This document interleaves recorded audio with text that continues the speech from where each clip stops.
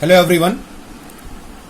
पिछले टर्म पे हम लोगों ने पैरेललोग्राम लॉ ऑफ फोर्सेस को स्टडी किया था और पैरेललोग्राम लॉ ऑफ फोर्सेस के द्वारा दो फोर्सेस के रिजल्टेंट को पता कर सकते हैं।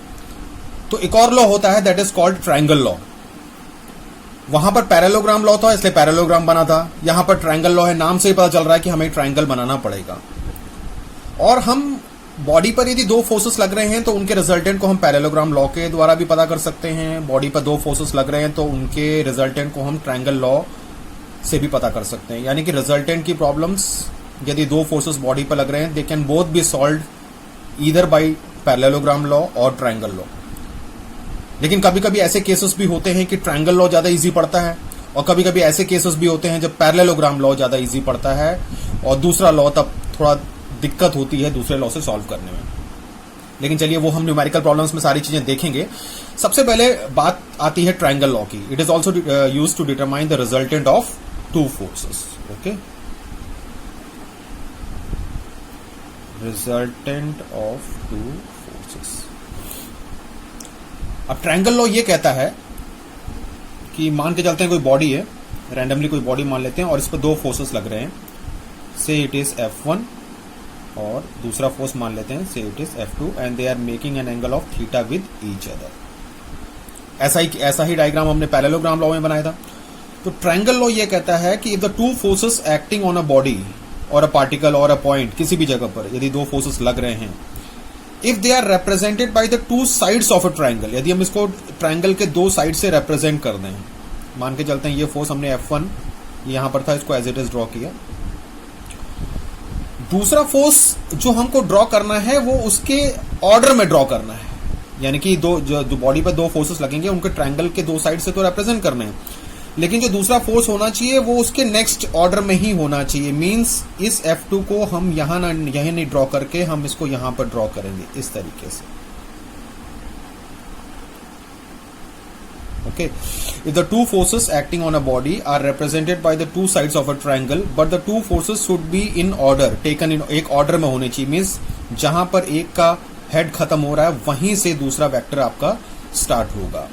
मीन्स और किसी भी वेक्टर को उठा के हम कहीं पर भी ड्रॉ कर सकते हैं, बस ये डायरेक्शन का ध्यान रखना। अगर ये डायरेक्शन इस तरीके से है, इंक्लाइंड है, तो उसकी इंक्लिनेशन को हमें ध्यान रखना है। तो बस पैरेललोग्राम लॉ में क्या था कि पैरेललोग्राम में जो दोनों फोर्सेस को थे वो पैरेललोग्राम में कुछ इस तरीके से था कि जैसे ये फोर्स F1 है तो F2 को हमने इस तरीके से रिप्रेजेंट किया था। मींस एडजेसेंट साइड से रिप्रेजेंट किया था और ये एंगल बिल्कुल जैसा ये पिक्चर है बिल्कुल एज इट इज पिक्चर हमको वहां पैरेललोग्राम लॉ में नजर आई थी। लेकिन ट्रायंगल लॉ में पहला वेक्टर तो आप एज इट इज ड्रॉ कर सकते हैं, लेकिन जो दूसरा वेक्टर होगा आपको उसी के कंटिन्यूएशन में आपको लेना पड़ेगा, उसी ऑर्डर में लेना पड़ेगा। ठीक है, if the two forces are represented by the two sides of a triangle taken in order, then the closing side, ये जो क्लोजिंग साइड होगा उसका मतलब तीसरा साइड होगा, that will represent the resultant of the two forces। इन दोनों forces के resultant को ये रिप्रेजेंट करेगा। मींस एक वेक्टर स्टार्ट हुआ, उसी के कंटिन्यूएशन में दूसरा वेक्टर स्टार्ट हुआ। जहां से आपने वेक्टर्स की शुरुआत की थी, मींस F1 वेक्टर को स्टार्ट किया, वहीं से आपको F2 पर, जहां पर F2 का हेड फिनिश हो रहा है, वहां पर आपको रिजल्टेंट इस तरीके से दिखाना है। ओके, तो ये है आपका ट्रायंगल लॉ। मींस आपको ये चीज ध्यान रखनी है। अब जैसे फॉर एग्जाम्पल ये एंगल थीटा है, ये एंगल थीटा है, तो इसका मतलब है कि अगर हम यहां पर ये F1 की लाइन को आगे बढ़ा दें या F1 वेक्टर का जो हेड है उसको आगे बढ़ा दें, then this angle will be equal to theta. क्योंकि इसको हम F1 और F2 के बीच में, अगर ये F1 इस तरीके से था हमारे पास और F2 इस तरीके से था, तो एंगल ये थीटा अगर गिवन है प्रॉब्लम में, तो आपको इस सिचुएशन को यहां पर देखने के लिए आपको F1 का एरो डेफिनेटली आगे बढ़ाना पड़ेगा, तभी तो आपका F1 इस साइड में आ जाएगा एरो। अब ये और ये एरो बिल्कुल वैसे ही नजर आ रहा है जैसे यहां पर है, तो यानी कि ये एंगल आपका थीटा होगा, वही हमने यहां पर थीटा ड्रॉ किया। अब ये तो हो गया ट्रायंगल लॉ। लेकिन ट्रायंगल लॉ को यूज कैसे किया? तो ट्रायंगल लॉ को यूज करने के लिए हमें साइन रूल को यूज करना पड़ता है। Sine rule of a triangle. Triangle में जो साइन रूल होता है उसको हम यूज करते हैं। तो चलिए साइन रूल को भी समझ लेते हैं। तो साइन रूल ये कहता है कि अगर ट्रायंगल के कोई भी ट्रायंगल है, जनरल ट्रायंगल या स्केलिन ट्रायंगल है, उसके मान के चलते हैं 3 एंगल्स हैं ABC। These are the angles, यानी कि जो हमने बड़े अक्षरों में लिखे हैं capital A, capital B and capital C, they are representing the angles. और एंगल के जो सामने वाली साइड, जैसे ये एंगल A के जो सामने पड़ रही है वो A है, B के सामने स्मॉल बी और सी के सामने स्मॉल सी, यानी कि जो छोटे अक्षरों में लिखे लोअर केस मतलब छोटे अक्षरों में जो लिखे गए हैं, they are representing the sides. Means आपको बस ये ध्यान देना है कि एंगल और साइड आमने सामने हों। तो साइन रूल ये कहता है that is A upon sine A is equal to B upon sine B is equal to C upon sine C. This is a sine rule. Okay, ये साइन रूल हो गया हमारा। तो एंगल, साइड और angle sine लगाते हुए आपको चलना है। तो अगर हम जैसे अभी हमने ये ट्रायंगल अभी हमारा ट्रायंगल लॉ में ये ट्रायंगल हमारा इस तरीके से बन गया है, तो हमारे पास इसके 3 साइड्स हैं। मतलब एक साइड को आप F1 कह सकते हैं, दूसरे साइड को आप F2 कह सकते हैं और तीसरे को आप R कह सकते हैं। अब जितने भी एंगल्स आप बना रहे हैं, देखिए जो एंगल्स है सब इंटीरियर है, मतलब अंदर वाले एंगल्स हैं। अब जैसे हमारे पास ये थीटा गिवन था तो उसकी सहायता से हमने ये तो थीटा, लेकिन but this is exterior angle. तो यानी कि अगर ये एक्सटीरियर एंगल है तो अंदर वाला ये वाला एंगल तो एटलीस्ट हमें पता चल जाएगा that is equal to 180 minus theta, क्योंकि ये पूरा 180 डिग्री होता है तो 180 माइनस थीटा। अगर कोई प्रॉब्लम होगी तो हो सकता है कि मान के चलते ये एंगल अल्फा है। जैसे वैसे भी हमने जब पैरेललोग्राम लॉ पढ़ा था कि F1 और रिजल्टेंट के बीच में एंगल अल्फा मान लेते हैं, लेट दिस बी अल्फा, और थोड़ी देर के लिए अभी हम इसको बीटा ले लेते हैं। न्यूमेरिकल प्रॉब्लम्स में तो एंगल्स हमें गिवन होंगी तो हमें कोई दिक्कत नहीं है, वहां पर हम ट्रायंगल के तीनों एंगल्स का जो सम होता है 180 डिग्री, वो सब कंसेप्ट को हम लोग यूज कर लेंगे। तो फिलहाल हम इस साइन रूल को हम इस ट्रायंगल में अप्लाई कर रहे हैं ट्रायंगल लॉ करने के लिए। तो देखिए इसमें क्या हो जाएगा, मान के चलते हैं एक साइड पकड़ लेते हैं F1। तो F1 के जो सामने वाला एंगल पड़ रहा है दैट इज बीटा। आप ऐसे अगर आपको ट्रायंगल देखने में कंफ्यूजन हो रहा है तो आप ऐसे भी समझ सकते हैं कि F1 के साथ जो एंगल्स लगे हुए होंगे, जैसे F1 के साथ एक एंगल लगा है अल्फा, एक एंगल लगा 180 माइनस थीटा, उनको यूज नहीं करना। उसके अलावा जो तीसरा होगा दैट इज बीटा। तो F1 के सामने क्या पड़ रहा है, बीटा, यानी कि हम लिख देंगे F1 अपॉन साइन बीटा। वैसे भी आप यहां पर भी देखिए, जैसे जब हमने ये लिया साइड लिया, ए वाला साइड लिया है, तो इसके साथ ये दोनों एंगल्स को नहीं लिया है, इसके बिल्कुल सामने पड़ रहा है। जब ट्रायंगल थोड़ा आसान होता है दिखने में तो हम समझ जाते हैं, लेकिन कभी कभी ट्रायंगल ऐसे टेढ़े बने होते हैं या इंक्लाइन बने होते हैं तो थोड़े स्टूडेंट्स कंफ्यूज हो जाते हैं। तो उस केस में आप ये देख सकते हैं कि ये F1 है और इसके सामने ये एंगल पड़ रहा है, या फिर आप F1 के जो अगल बगल एंगल लगे उनको छोड़ दीजिए, जो दूसरा तीसरा दिख रहा है उसको आप लिख लीजिए F1 अपॉन साइन बीटा। अब जहां तक बारी आती है नेक्स्ट फोर्स है F2, एक साइड हो गया, तो इस साइड के जो सामने वाला एंगल पड़ रहा है दैट इज अल्फा। अगर कंफ्यूजन हो रहा है अल्फा में तो ऐसे भी समझ सकते हैं F2 के साथ एक बीटा एंगल लगा है, एक 180 माइनस थीटा, तो ये तो हो नहीं सकते, तो बचेगा अल्फा, यानी कि that is sine alpha. Okay, तीसरा R है, R के सामने वाला एंगल तो हमें इजीली दिख रहा है दैट इज 180 माइनस थीटा, और ऐसे भी समझ सकते हैं R के साथ अल्फा और बीटा लगे तो वो नहीं हो सकते, सामने ही वाला एंगल होगा that is sine 180 minus theta. ये हम इस तरीके से अप्लाई कर देंगे साइन रूल में, इस साइन रूल को अप्लाई कर देंगे इस ट्रायंगल लॉ में भी, तो ही न्यूमेरिकल प्रॉब्लम सॉल्व होंगी। तो what is the difference between triangle law and parallelogram law? Both are, the difference is that parallelogram में दोनों फोर्सेस को पैरेललोग्राम के एडजेसेंट साइड से रिप्रेजेंट किया था। एडजेसेंट साइड से जैसे इस तरीके से रिप्रेजेंट किया था पैरेललोग्राम, फिर कंप्लीट कर लिया था हमने इस तरीके से, और यहीं से निकलने वाला जो डायगोनल था वो रिजल्टेंट था। लेकिन ट्रायंगल लॉ में यदि बॉडी पर 2 फोर्सेस गिवन है या प्रॉब्लम में 2 फोर्सेस गिवन है, तो एक फोर्स को तो आप एज इट इज ड्रॉ करेंगे, दूसरे फोर्स को उसके आगे ड्रॉ करेंगे, एक ऑर्डर में ही ड्रॉ करेंगे, यानी कि पहले का जो हेड खत्म होगा वहीं से दूसरा वेक्टर स्टार्ट होगा, और जो क्लोजिंग साइड होगा that will represent the resultant. Resultant वैसा ही दिखता है जैसा पैरेललोग्राम में है, कोई फर्क नहीं पड़ता है। तो जहां से वेक्टर स्टार्ट होगा वहीं पर आपको ये फिनिश करना है, इन चीजों का ध्यान रखना है, और ट्रायंगल लॉ को साइन रूल को अप्लाई कर देना है ताकि हम इसको न्यूमेरिकल्स को इजीली सॉल्व कर सकें। अब हमें पता है कि sine 180 minus theta is sine theta, वो सब चीजें हम न्यूमेरिकल प्रॉब्लम्स में देख लेंगे। तो अब हम आगे बहुत ही इंपॉर्टेंट चीजें करने जा रहे हैं कि कैसे किसी भी न्यूमेरिकल को दोनों तरीके से कर सकते हैं, मींस पैरेललोग्राम लॉ से भी कर सकते हैं और ट्रायंगल लॉ से भी कर सकते हैं। और एक प्रॉब्लम और ऐसा देखेंगे जहां पर पैरेललोग्राम लॉ से बहुत आसानी से सॉल्व हो जाएगा और triangle law will be very complicated, तो हम वहां ट्रायंगल लॉ यूज नहीं करेंगे। ओके, चलिए अब न्यूमेरिकल प्रॉब्लम्स को देखते हैं।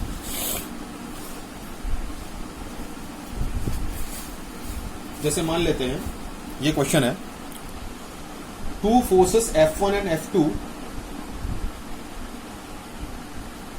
2 forces F1 and F2 are applied at the origin। ये ओरिजिन है, means x axis, this is x axis, और ये वाई एक्सिस। ये ओरिजिन पर ये दोनों फोर्सेस अप्लाई हो रहे हैं F1 और F2। Okay, if there resultant is 500 newton vertical, तो दो फोर्सेस F1 और F2 दिखाए हुए हैं, अप्लाइड एट द ओरिजिन है, x axis y axis understood है कि गिवन ही होंगे, तभी ओरिजिन लिखा हुआ है। If the resultant is 500 Newton, यानी कि इन दोनों फोर्सेस का जो रिजल्टेंट है वो 500, यानी रिजल्टेंट का मैग्नीट्यूड दे रखा है, और साथ में ये भी कह रखा है कि वो वर्टिकल है। वर्टिकल मीन्स खड़ा है, यानी कि वाई डायरेक्शन में है। तो डिटरमाइन द टू फोर्सेस, इन दोनों फोर्सेस को हमें पता करना है यूजिंग पैरेललोग्राम लॉ।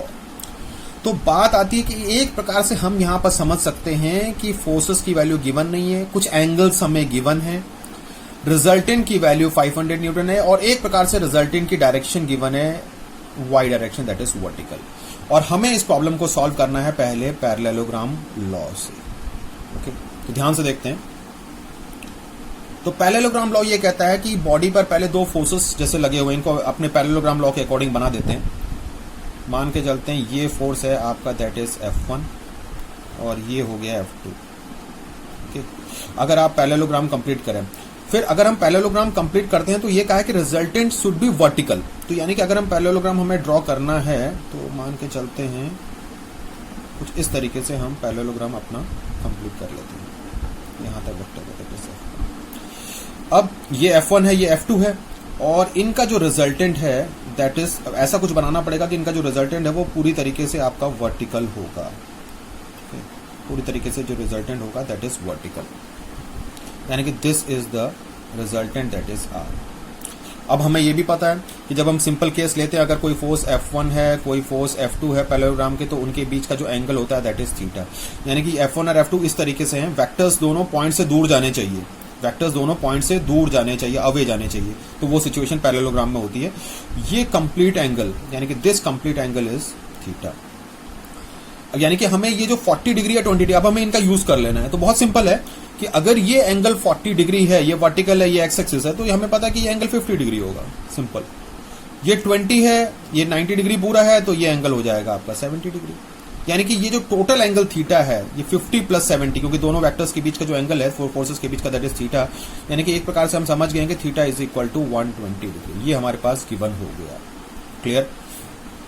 दूसरा, अब हमें पता है कि जब हम फॉर्मूला यूज करते हैं तो हमने कहा था कि द रिजल्टेंट, अगर हमने फोर्स वेक्टर को F1 इस तरीके से माना है, रिजल्टेंट ऐसे जा रहा है, रिजल्टेंट इस तरीके से जा रहा है, तो रिजल्टेंट और F1 के बीच का एंगल हम लोगों ने लिया था दैट इज अल्फा। तो अल्फा, यानी कि अब ये देखिए F1 है, ये रिजल्टेंट है, यानी कि ये एंगल इन दोनों के बीच का होगा दैट इज अल्फा। तो ये F1 है, रिजल्टेंट इस डायरेक्शन में जा रहा है वर्टिकल। वैसे भी जब हम पैरेललोग्राम कंप्लीट करेंगे तो रिजल्टेंट पॉजिटिव वाई डायरेक्शन में ही जाएगा, क्योंकि अब देखिए पैरेललोग्राम नेगेटिव वाई डायरेक्शन में नहीं जा सकता, क्योंकि पैरेललोग्राम कंप्लीट करेंगे तो ये वेक्टर इधर ही की तरफ आएगा, क्योंकि जहां से दोनों फोर्सेस निकलते हैं वहीं से आपका जो है वो डायगोनल निकलता है उसी पॉइंट से, तो इसीलिए रिजल्टेंट पॉजिटिव वाई डायरेक्शन की तरफ ही जाएगा। तो this is F1, this is R, तो यानी कि ये एंगल अल्फा होगा, यानी कि दिस एंगल इज अल्फा। तो एक प्रकार से हमें अल्फा भी मिल गया, that is alpha is equal to that is 70 degree. Simple. और रिजल्टेंट का मैग्नीट्यूड भी हमारे पास है, the resultant is of the magnitude that is 500 newton. बस अब हमने सिचुएशन क्लियर कर लिया। तो जो भी पिक्चर दे रखा हो उसको अपने लॉ के अकॉर्डिंग सेट कर लीजिए। कंसेप्ट को कभी मत भूलिए कि वेक्टर्स जो हैं वो पॉइंट से दूर होने चाहिए। In the case of parallelogram law, theta is the angle between F1 and F2 and alpha is the angle between R and F1। तो अपने पिक्चर को उस तरीके से लॉ के अकॉर्डिंग कन्वर्ट कर लीजिए, उसके अकॉर्डिंग सेट कर लीजिए, ताकि फिर हमें फॉर्मुलेस लगाने में आसानी हो। डायरेक्ट फॉर्मुला नहीं लगा सकते, पहले चीजों को समझना जरूरी है। तो पहला फॉर्मुला हमारे पास क्या होता है, that is R is equal to under root of F1 square plus F2 square plus 2F1 F2 cos theta. रिजल्टेंट की वैल्यू हमारे पास है 500, तो that will be equals to under root of F1 square plus F2 square plus 2 times F1 F2, और theta 120 degree है, यानी कि ये हो जाएगा cos ऑफ 120 डिग्री। इसका मतलब है यहां से यदि हम 500 का स्क्वायर दोनों तरफ स्क्वायर कर दें तो 5 का स्क्वायर हो गया 25, 0 0 0 0 0 0, this it is equal to, यहां से हो जाएगा F1 square plus F2 square cos 120। What about cos 120? cos 120 degree is equal to, हम लोग लिख सकते हैं cos of 90 plus 30, and cos 90 plus theta is equal to minus sine theta, यानी कि माइनस साइन 30 डिग्री। यानी कि -1/2। ये -1/2 हो जाएगा। जब ये -1/2 हो जाएगा तो 2 और -1/2 कट के -1 आ जाएगा, यानी कि that will be equals to minus of F1 F2। ये 2 है, ये F1 F2 है। cos 120 की वैल्यू -1/2 है, तो 2 से -1/2 कटेगा तो माइनस बचेगा। Let this be equation number 1। Okay, एक तो ये हो गया। दूसरा हमारे पास एक और फॉर्मूला होता है tan अल्फा का। tan अल्फा का फॉर्मूला था that is F2 sin theta. अब फॉर्मूले भी थोड़े बहुत आपको ध्यान रखने पड़ेंगे। F2 sin theta divided by F1 plus F2 cos theta, जब F1 के साथ रिजल्टेंट एंगल अल्फा बना रहा है। यदि हम F2 के साथ रिजल्टेंट को अल्फा लेते तो ये इंटरचेंज हो जाती है। हमने पिछले टर्म में भी बताया गया था, पिछला वीडियो देख सकते हैं। ओके, तो ये F2 sin थीटा, इसका मतलब है कि अब हमारे पास अल्फा की वैल्यू जो है वो 70 डिग्री, यानी कि इक्वेशन यहां से हमारी हो जाएगी that is tan 70 degree is equal to F2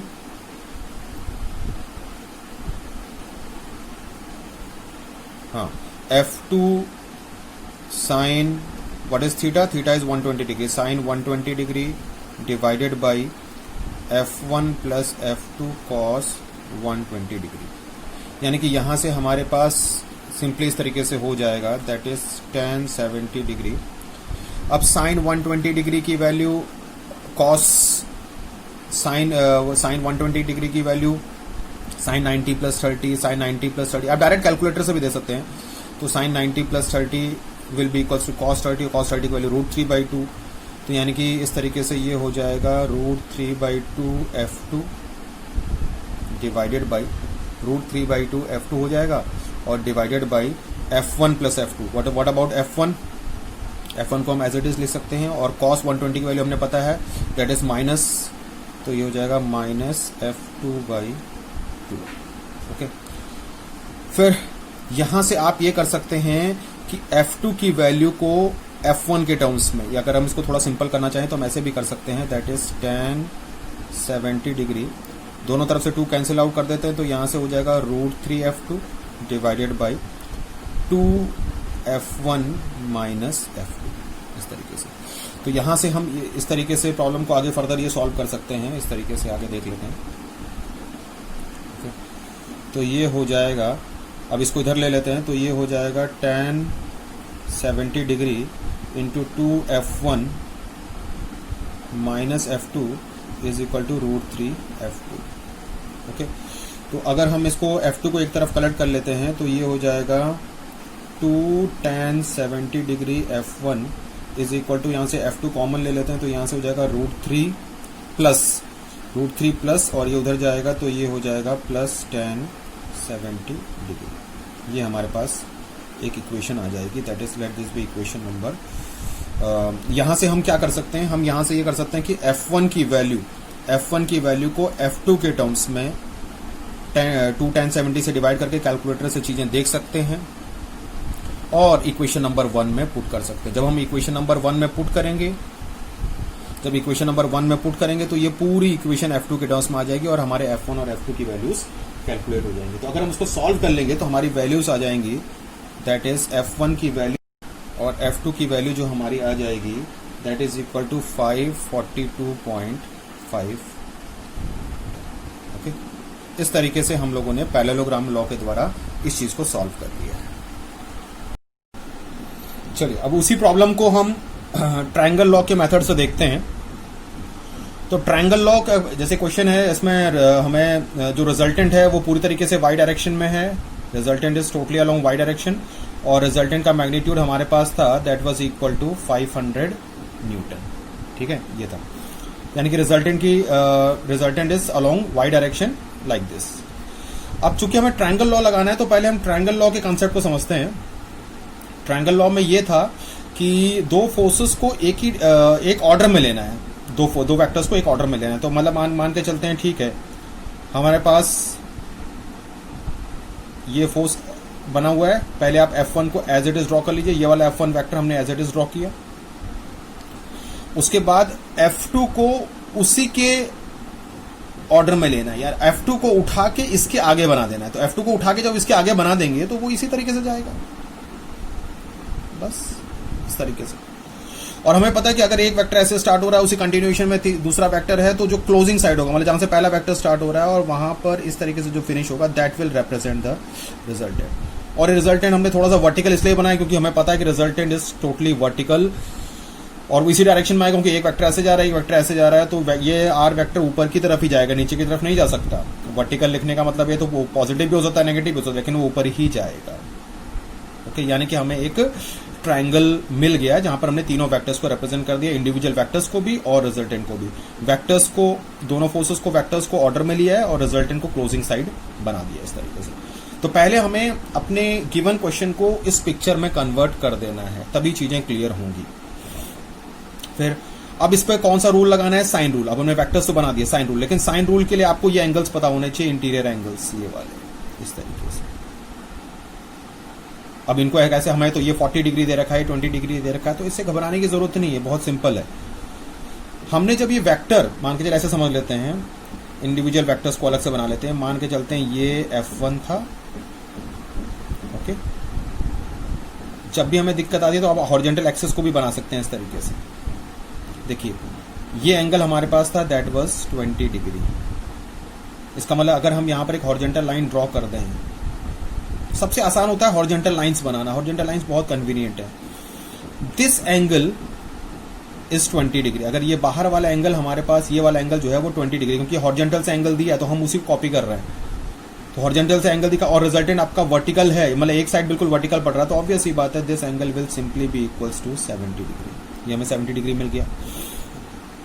फिर अब हम ऐसे भी कर सकते हैं कि अब F2 का जो हॉरिजॉन्टल से है वो 40 डिग्री है, तो F2 का अगर हॉरिजॉन्टल से अगर हम 40 डिग्री देखें, अगर हम F2 को बनाना चाहें हॉरिजॉन्टल से, तो इसका मतलब है अगर हम इस F2 की लाइन को हम आगे बढ़ा देते हैं, मान लीजिए ये बन गया आपका F2, ताकि आपको वो पिक्चर बिल्कुल एग्जैक्टली यहां पर दिखनी चाहिए, ये दिखनी चाहिए। F2 का वेक्टर है और इसका यदि हम हॉरिजॉन्टल से इस तरीके से एंगल देखें तो ये एंगल हमारे पास है that is equal to 40 degree.